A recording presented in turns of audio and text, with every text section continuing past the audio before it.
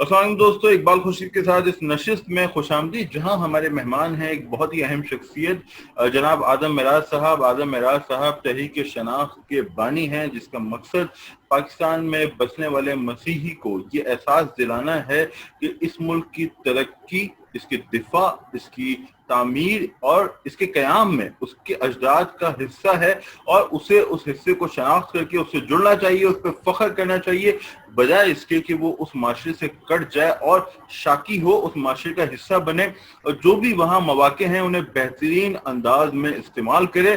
اور کہیں اگر وہ ڈی موٹیویٹ ہوتا ہے تو جیسے کہ اعظم معراج صاحب کا منترا ہے کہ اس ملک کے قیام میں، اس کی تعمیر میں، اس کی دفاع اور ترقی میں اس کے اجداد کا خون شامل ہے، ان کی جدوجہد ہے، اور ان لوگوں کو رول ماڈل کے طور پہ سامنے رکھا جائے۔ ساتھ ہی یہ برج کا کردار بھی ادا کر رہے ہیں مختلف کمیونٹیز کے درمیان، مختلف مذاہب کے درمیان، ان معنوں میں کہ بہت ساری باتیں جو دیگر مذاہب کے لوگ، جیسے یہاں مسلمانوں کی اکثریت ہے، وہ نہیں جانتے کہ کس طرح یہاں بسنے والا مسیحی ہے، اس کی قربانیاں ہیں، کتنی قربانیاں ہیں، کس طرح پاک فوج کے اندر انہوں نے اپنی خدمات انجام دی، انہوں نے مختلف اعزازات سے نوازا گیا۔ اس بارے میں جو لا علمی ہے، اسے اکثریت کی لا علمی کو ختم کیا ان کی کتابوں نے۔ یہ بہت ہی مختصر تعارف ہے، بے شمار کتابیں لکھ چکے ہیں، ہر کتاب اہم ہے۔ میں اب اعظم بھائی کو خوش آمدید کہوں گا، ان کا شکریہ ادا کروں گا کہ انہوں نے وقت نکالا ہمارے لیے۔ بہت شکریہ اقبال بھائی، آپ کا بہت شکریہ کہ آج پھر بڑے یہ وبا کے بعد 4 مہینے بعد آپ سے اس طرح اسکرین پہ بات ہو رہی ہے، ورنہ تو ریگولر آپ اس کاز کے لیے بہت آپ کا کنٹریبیوشن ہے، اس کے لیے بھی شکریہ، اور آپ کو مبارکباد۔ ابھی جو آپ کا رسالہ آیا ہے وہ ایک بہت بڑا کام ہے، اس کے لیے آپ کو، آپ کی ٹیم کو بہت بہت مبارکباد۔ بہت شکریہ۔ اعظم بھائی بات کر رہے ہیں شکیل عادل رضا نمبر کی، جو ابھی شائع ہوا ہے، میں ان کا تہہ دل سے شکر گزار ہوں۔ لیکن میں اب اعظم بھائی کی طرف چلتا ہوں۔ اعظم بھائی، آپ سے ہم ملتے رہے ہیں اور جو لوگ آپ کے حلقے میں ہیں وہ کچھ حد تک جانتے ہیں، لیکن بہت سارے لوگ ہمیں ابھی پہلی بار آپ سے اگر روبرو ہوں تو یہ بتائیے کہ تحریک شناخت کیا ہے؟ ایک عزم ہے، ارادہ ہے، ناممکن کو ممکن کرنے کا ایک دیوانے کا خواب ہے؟ کچھ مختصراً بتائیے گا۔ اقبال بھائی، جیسے کہ آپ سے تو بہت اس دفعہ اس موضوع پہ بہت دفعہ بات ہوئی، بیسکلی یہ کسی معاشرے کے اندر جو مختلف اکائیوں سے مل کر معاشرے بنتے ہیں، تو جو مسیحی سماج میں جو احساس محرومی پایا جاتا ہے اس کو دور کرنے کی ایک کوشش ہے خود شناسی اور خود آگاہی کے ساتھ، کہ آپ کی اس دھرتی سے نسبت کیا ہے، آپ کے اجداد کا اس ریاست کے قیام میں اور آزادی ہند میں کیا کردار ہے، اس معاشرے، اس ملک کو قوم کی تعمیر و ترقی میں کیا کردار ہے، دفاع پاکستان میں کیا کردار ہے، شہادتوں میں آپ کا کتنا حصہ ہے، اور اس ساری اپنی نسبت کو اس دھرتی سے، اس معاشرے سے، اس مٹی سے، اس قوم سے جان کر آپ فخر سے یہاں جینے کا ایک منترا ہے جو کوشش کر رہے ہیں۔ اور شکر ہے خدا کا کہ اس میں بڑی حد تک کامیاب ہیں، کہ یہ کیونکہ بنیاد اس کی حقائق پر تھی اور فیکٹس فیگرز پر تھی، اس میں بڑی کوشش کی گئی کہ کوئی چیز بڑھا چڑھا کر نہ پیش کی جائے، بالکل ثبوتوں کے ساتھ، اس لیے یہ لوگوں کو اٹریکٹ کر رہی ہے اور لوگ اس میں جڑتے جا رہے ہیں۔ اور اب ایون یہ بھی ہے کہ جو محرومیوں کے سوداگر تھے، اب وہ بھی اپنے تئیں اس کو استعمال کر کے لیکن ان چیزوں کو عام ضرور کر رہے ہیں۔ یعنی جو محرومیوں کے بنیادی سوداگر طور تھے پر وہ بھی ان کامیابیوں کو، وہ اثاثہ جس پہ فخر کرنا چاہیے، اسے منظر کریں۔ اعظم بھائی، یہ بتائیے گا کہ مجموعی طور پہ اس کاز کے تحت، چونکہ آپ نے اعظم معراج صاحب اسٹیٹ ایجنٹ ہیں اور اپنے شعبے کا بہت ہی معروف نام ہے، ان کا خاصا کام ہے، ایک کتاب بھی مدد چاہتا ہوں، ایک کتاب بھی اس موضوع پہ ان کی آ چکی ہے، مگر یہ تحریک شناخت کے تحت جو کتابیں آئیں ان کی تعداد کتنی ہے؟ وہ اقبال بھائی 2 کتب ہیں ریئل اسٹیٹ پر، اس کے علاوہ تحریک شناخت کے اغراض و مقاصد کے حصول کے لیے ٹوٹل 12 کتب ہیں۔ یہ 12ویں تو ایک کتابچہ ہے جو ریسنٹلی شائع ہوا ہے، اور اس کے سندھی ترجمہ بھی ہوا ہے اور انگلش ترجمہ بھی ہوا ہے۔ اس کے علاوہ 11 کتب ہیں جو صرف اسی مقصد کے لیے لکھی گئی ہیں کہ اس پاکستانی مسیحی کی دھرتی سے نسبت، آزادی ہند میں ان کے اجداد کے کردار، قیام پاکستان میں، پاکستان کی تعمیر و تشکیل میں اور دفاع پاکستان میں ان کی خدمات کو اجاگر کر کے، اور اس کے پیچھے مقصد صرف یہ کوئی ان چیزوں کا، ایک تو ہوتا ہے نا کہ ادب برائے ادب، یہ اس کے پیچھے صرف یہ مقصد تھا ان چیزوں کو باہر لانے کا کہ جو پاکستانی مسیحی نوجوان کی اپنے معاشرے سے بیگانگی ہے اس کو ختم کیا جائے. کیونکہ جب آپ معاشرے سے بیگانے ہوتے ہیں تو آپ اپنے اوپر ہزار قسم کی ترقی کے راستے خود ہی بند کر لیتے ہیں، کیونکہ کسی معاشرے کو اپنائے بغیر، اس کو جانے بغیر، اور جہاں عددی اعتبار سے یا نسلی یا لسانی یا کسی بھی وجہ سے آپ کا ایک گروہوں میں بانٹا گیا ہو، وہاں تو آپ کی ترقی کے موقع ویسے ہی کم ہوتے ہیں. اور اگر آپ ان کی بنیاد پر حالات کچھ بھی ہوں، اگر آپ اپنی جو وراثت ہے اس کو سوسائٹی سے علیحدہ ہو جائیں گے تو پھر تو اور ہی مشکل ہو جائے گی. تو ان ساری کتب کا ایک ہی مقصد ہے بس. اچھا یہ بتائیے گا کہ جو آپ نے کہا کہ معاشرے سے بیگانگی ختم کر کے ترقی کے جو امکانات ہیں ان کی سمت آیا جائے، انہی میں سے ایک امکان ہے مقابلے کا امتحان. اور آپ جو پاکستان کا مسیحی نوجوان ہے اسے موٹیویٹ کر رہے ہیں کچھ عرصے سے کہ وہ سول سروس کمیشن کے امتحانات دے، تو اس بارے میں کچھ روشنی ڈالیے گا. کیا یہ تصور ہے کہ مقابلے کے امتحانات میں ہمارے ہاں اقلیتی گروہ سے تعلق رکھنے والے کامیاب نہیں ہو پاتے؟ ایک تو یہ، اور دوسرا یہ کہ جو آپ کی سرگرمی ہے انہیں موٹیویٹ کرنے کی کہ وہ سول سروس کمیشن کا امتحان دیں. دونوں معاملات پر روشنی ڈالیے گا. اقبال بھائی، میری ایک کتاب ہے شناخت نامہ، تو اس میں میں نے ان 5 نکات کے جو رول ماڈل ہیں ان کو، تو اسی سلسلے میں جب میں نے ریسرچ کی کہ بیوروکریسی میں ہمارا کیا کردار ہے، تو اس کو میں نے 3 فیزز میں بانٹا. ایک تو جیسے کہ پاکستان کی تاریخ ہے کہ جب پاکستان بنا تو فوجی اور سول سروسز والے جو تھے، سرکاری ملازمین کے پاس ایک آپشن تھا کہ آپ پاکستان میں شامل ہونا چاہیں یا انڈیا. تو جو پچھلے 85 سال کا دستیاب ڈیٹا تھا اس میں ہمارے پاس صرف 2 یا 3 نام مجھے ملے جنہوں نے پاکستان کی سول سروسز کو آپٹ کیا.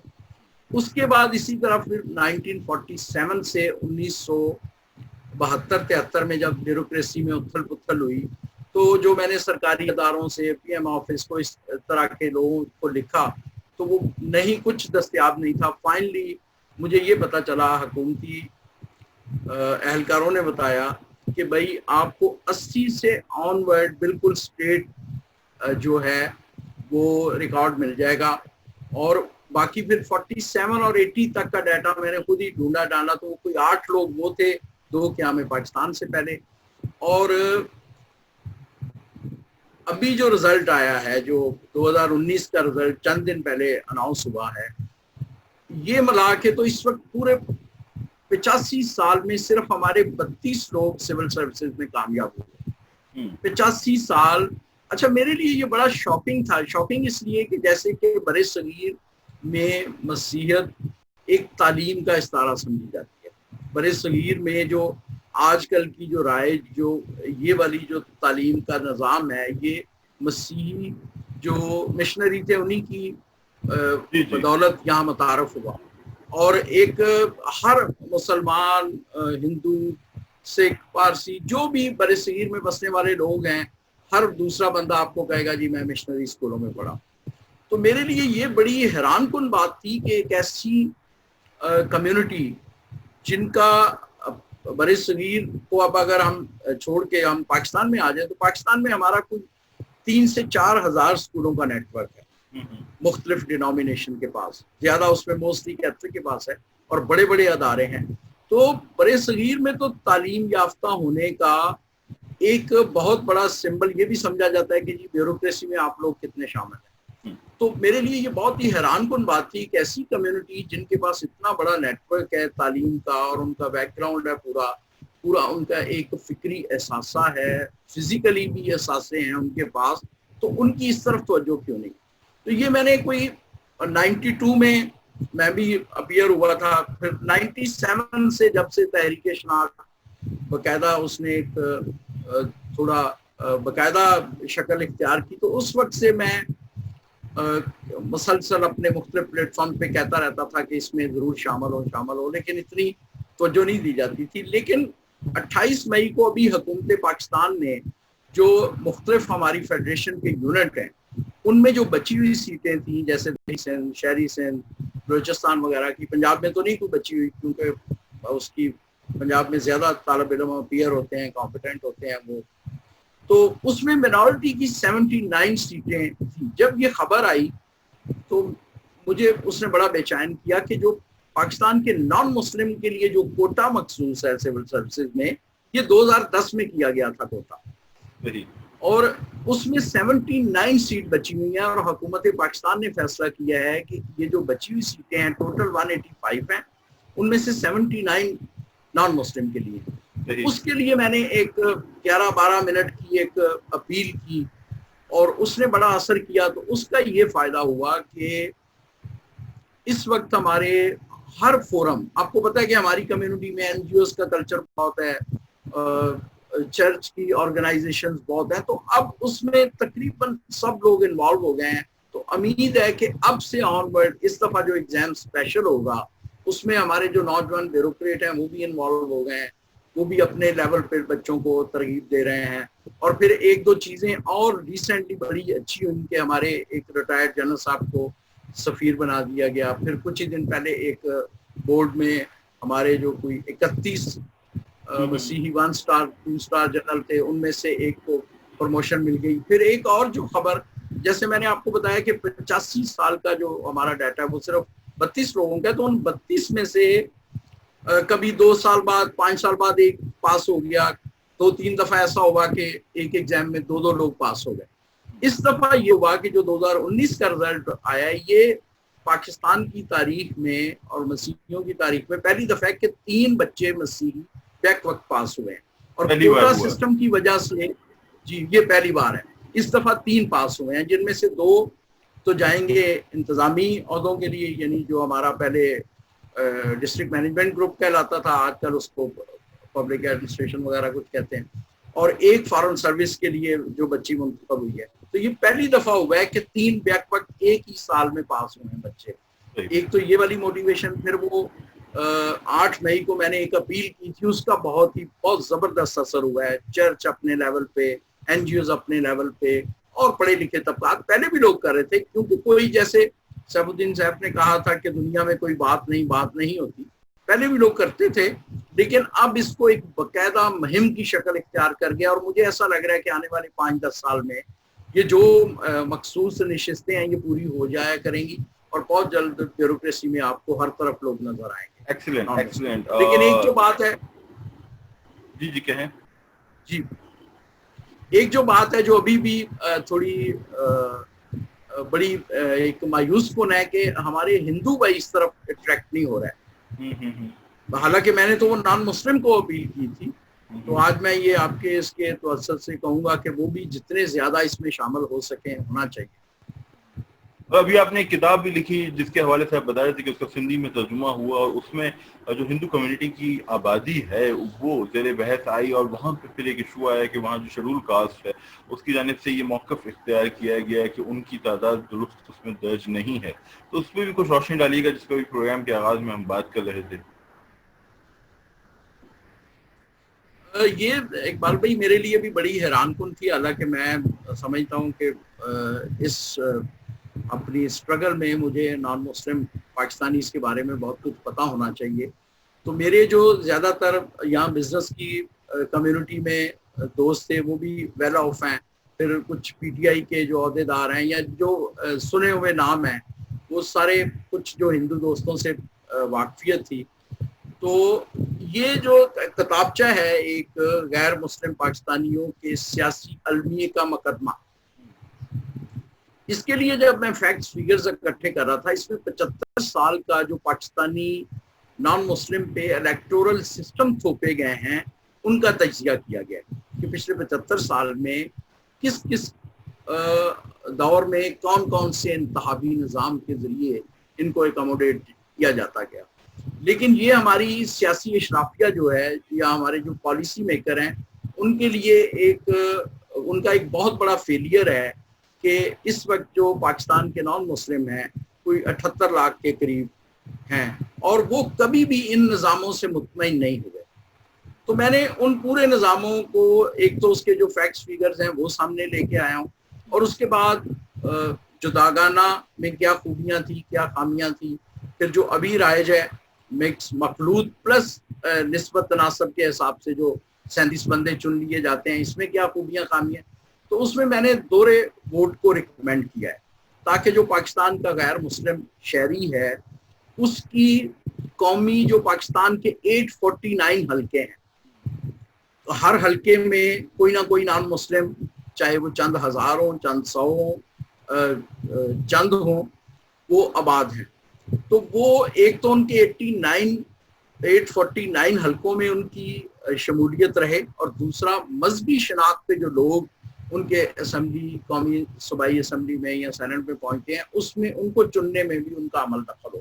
تو اس کے لیے جب فیکٹس فیگرز میں اکٹھے کر رہا تھا اعداد و شمار, تو میری جو آپ کو پتہ ہے کہ ہندو دھرم میں وہ جو برہمن ویش کتری اور شودر کا جو کانسیپٹ ہے, تو مجھے کچھ لوگوں سے واسطہ پڑا, جیسے اس میں سندھ کولی اتحاد کے رنشر داس کولی ہیں, ایک پردیپ کمار ہیں, انہوں نے مجھے کچھ لوگوں کے دیے نمبر وغیرہ.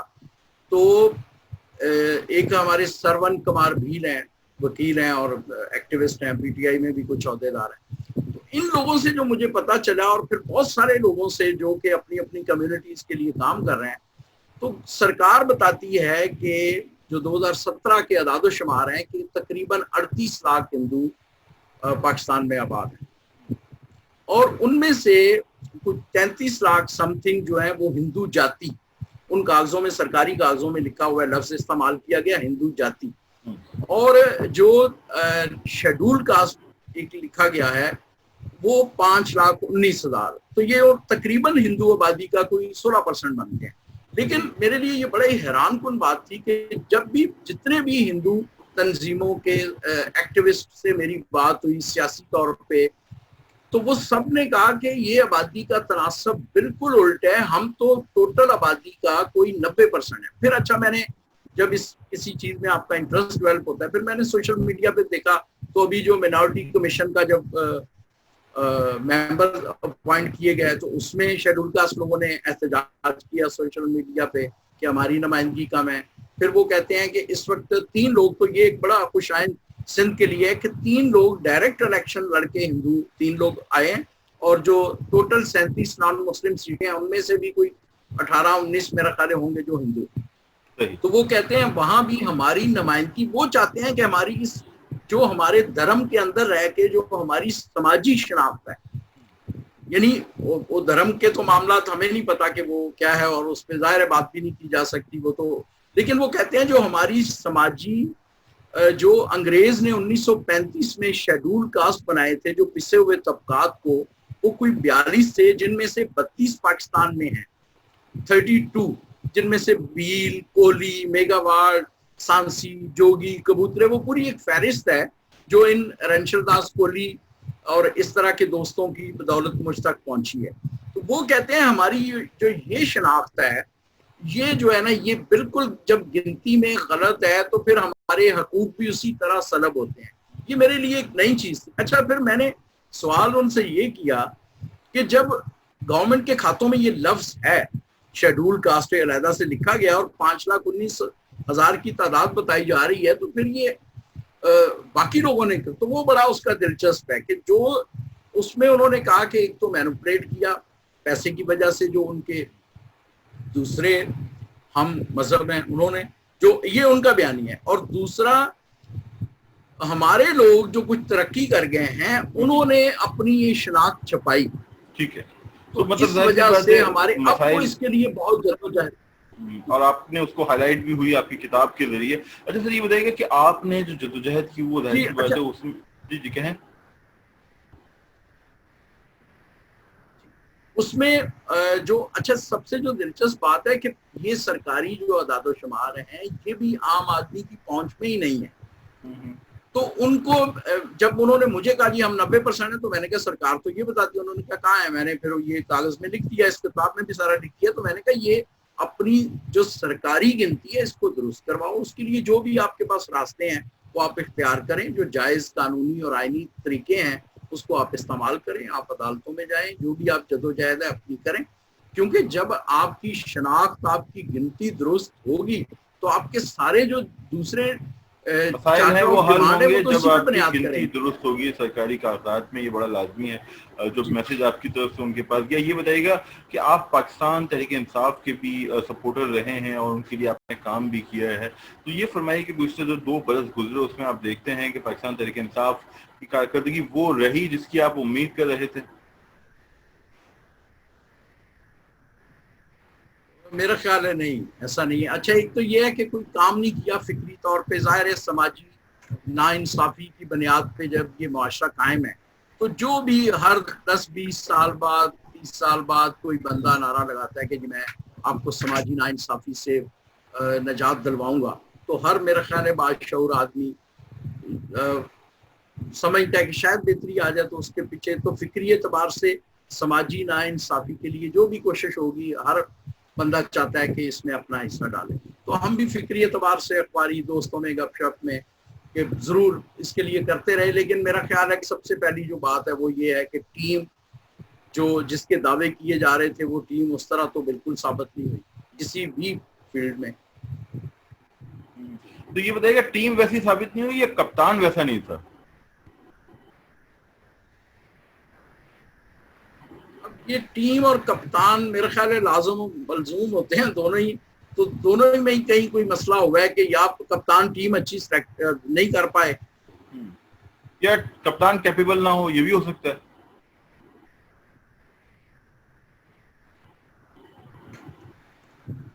یہ ڈیفینیٹلی اگر صحیح جگہ پہ صحیح بندہ نہیں کھلایا جا رہا تو کپتان کے بھی کچھ پھر مشکوک ہو جاتی ہے کہ بہتری کی امید دکھائی دیتی ہے آپ کو آنے والے 2 برس میں؟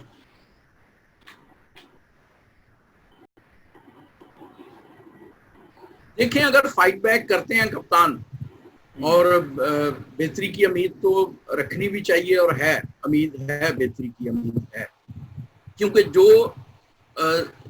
استحصال جس لیول کا دوسری دہشت گردی کے علاوہ جو معاشی دہشت گردی تھی نا, وہ ایک بہت بڑا, میرے خیال میں لازمی نہیں میں ٹھیک ہوں, لیکن معاشی دہشت گردی جنم دیتی ہے دوسری 1000 قسم کی مصیبتوں کو, اور وہ رج کے ہوئی ہے پچھلے 3 دہائیوں 4 دہائیوں میں, وہ اتنی رج کے ہوئی ہے کہ وہ وسائل کی جو تقسیم پہلے ہی کوئی بڑی مناسب نہیں تھی, اس میں اور بہت ہی خرابیاں پیدا ہوئیں.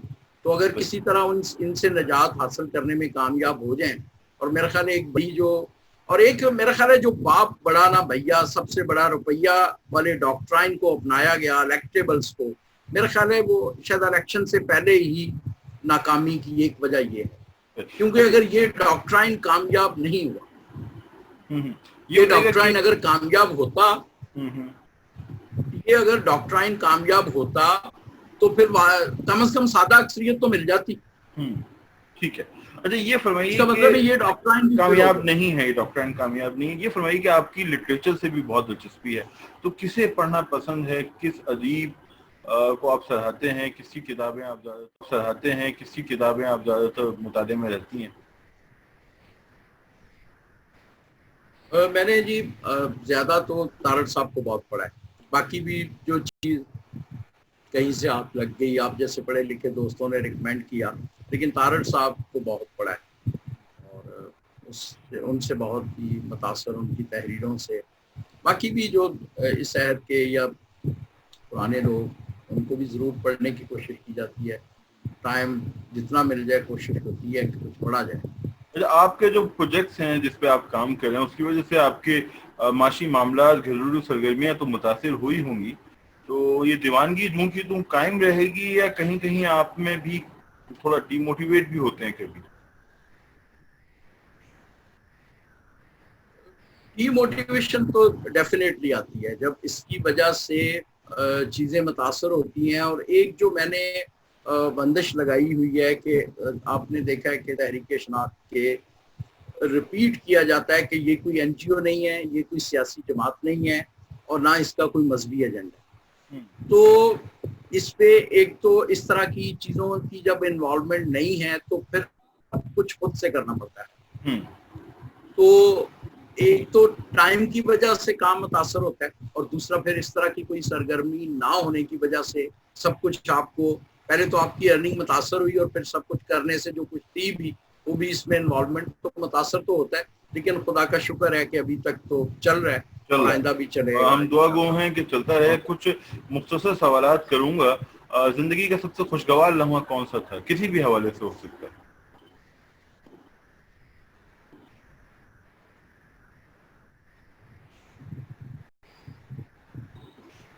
بہت سے ہو سکتے ہیں, لیکن جو ریسنٹلی پچھلے 10-15 سال میں جیو پہ سہیل وڈیش نے جب میری کتاب پہ تبصرہ کیا اچانک, مجھے اس کے بارے میں کچھ میں توقع نہیں کر رہا. اچھا, تو میں دوستوں کو بتانا چاہتا ہوں کہ آدم میراث صاحب کی کتابوں کی رسائی حیران کن ہے. سہیل وڈائی صاحب, حامد میر, مستنصر حسین تارڑ, محمد حنیف اور اس سمیت کئی لکھنے والوں تک ان کی بات پہنچی اور انہوں نے اکنالج کی اور اسے حیران کن بھی قرار دیا کہ کیسے یہاں بسنے والا جو مسیحی ہے, اس کی جو خدمات ہیں, اس کا جو حصہ ہے, اس سے ہم لا علم تھے. اچھا آدم بھائی, اس جو سوال میں نے کیا اس کا میں الٹ کروں گا. زندگی کا سب سے دکھ بھرا لمحہ کون سا رہا؟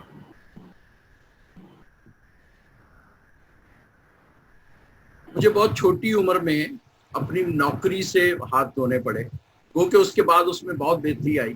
یہ 1986 کی بات ہے. کوئی اپنے 3 سالہ کیریئر میں کوئی 20-20.5 سال کی عمر پہ پہلی نیم سرکاری سی نوکری سے جب ایک طرح کا استعفیٰ دینا پڑا تو دکھ ہوا بہت. یہ فرمائیے سر کہ لیکن وہ وقت نے ثابت کیا فائدے مند تھا.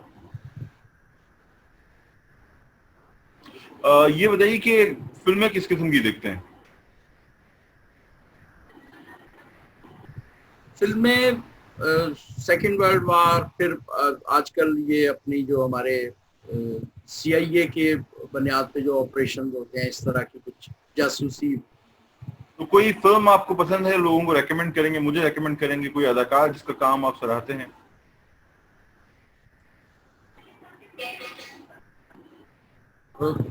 تھوڑی یاداشت, شارٹ ٹرم یاداشت ذرا متاثر ہوئی ہے, تو اس وقت شاید مجھے میرے ذہن میں کوئی نام نہیں آ رہا. لیکن ریسنٹلی میں نے بروس ویلس کی فلمیں بہت اچھی لگتی مجھے. اچھا یہ بتائیے کہ آپ نے ہر فورم کو استعمال کیا, تو اگر انتخاب کرنا ہو تو کس فورم کو آپ زیادہ مؤثر پاتے ہیں, کتاب یا ویڈیوز؟ جی, کتاب زیادہ آپ کو مزہ دیتی ہے, زیادہ مدد دیتی ہے اور اپنی بات کو پہنچانے کے لیے بھی زیادہ سود مند ہے.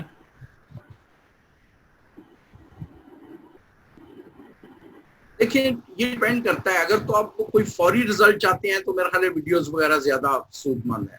لیکن اگر آپ تاریخ پہ کچھ اثرات چھوڑنا چاہتے ہیں اور آپ چاہتے ہیں کہ اس کے اثرات کوئی 25-50 سال 100 سال رہیں, تو پھر کتاب ہے. وہ اب ڈیپینڈ کرتا ہے کہ آپ کیا لکھتے ہیں, کس طرح لکھتے ہیں. لیکن کتاب کے جو اثرات ہوتے ہیں وہ دیر پا ہوتے ہیں. دوبارہ زندگی ملی تو یہی, چاہے وہ آج دوبارہ زندگی ملی تو یہی کردار چنیں گے؟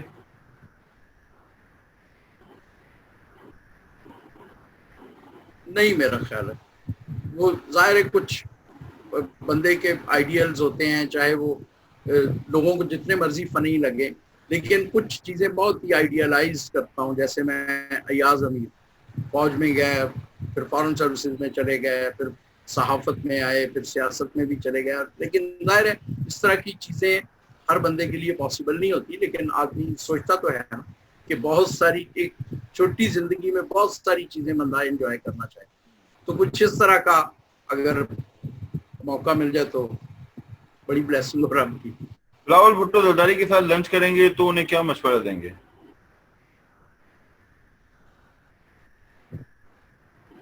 میرا نہیں خیال کہ میں یہ میرے پاس اگر نہ کرنے کا ہو کہ مجھے کوئی نقصان پہنچنے کا نہ اندیشہ ہو تو میں شاید نہ کروں. اگر عمران خان کے ساتھ لنچ کرنے کا موقع ملے تو انہیں کیا مشورہ دیں گے؟ انہیں تو یہی مشورہ دیں گے کہ باپ بڑا نہ بھیا, سب سے بڑا روپیہ. یہ سیاسی فلسفہ کبھی بھی اس سیاسی فلسفے نے ہماری بہت ساری سیاسی جماعتوں کو کھا گیا ہے, کھا چکا ہے پہلے, تو آپ بھی اس سے بچیں. نواز شریف یا شہباز شریف کون زیادہ بہتر سیاستدان ہے؟ پتہ نہیں، مجھے نہیں لگتا کہ میں ان میں سے کس کو بہتر سمجھوں. صحیح. بھٹو کے ساتھ ایک خاص جنریشن جو آپ کی جنریشن ہے وہ بھٹو کو سراہتی ہے، تو بھٹو صاحب سے آپ کی کوئی وابستگی رہی سیاسی طور پہ یا آپ ان کے ناقدین میں سے ہیں؟ نہیں، میں نے 80 میں میٹرک کیا، تو جب ہم کالج پہنچے تو ضیاء صاحب آ چکے تھے اور ساری طلبہ تنظیموں کے تالے والے پڑے ہوئے تھے. ہم دیکھتے تھے جگہ جگہ کالج کی دیواروں پہ لکھا ہوا کہ فلاں شہید کو سرخ سلام. بس ہمیں اتنا ہی پتا تھا، وہ جو اس سے پہلے جو ایرا گزرا تھا. باقی جو کتابوں میں پڑھا تو وہ ہم نے جس ایج میں آنکھ کھولی وہ ایسی تھی کہ اس میں ناقدین زیادہ پیدا ہوئے تھے. آپ کا ایک شعر ہے جو آپ ہمیشہ سناتے ہیں اشرافیہ سے متعلق، تو آپ سے درخواست ہے کہ آپ ہمیں بھی عطا کریں.